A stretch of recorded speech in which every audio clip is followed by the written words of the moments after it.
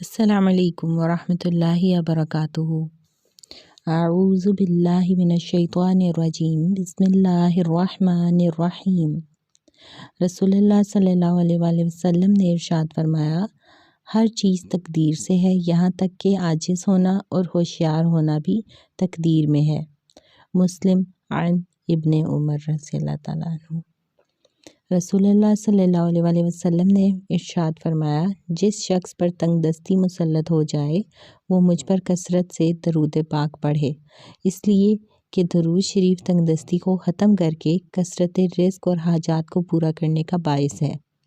کتاب الفضائل، درود و سلام۔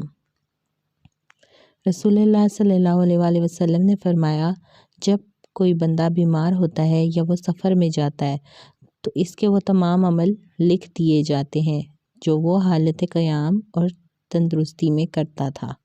بخاری، حدیث نمبر 2996۔ جزاک اللہ خیر۔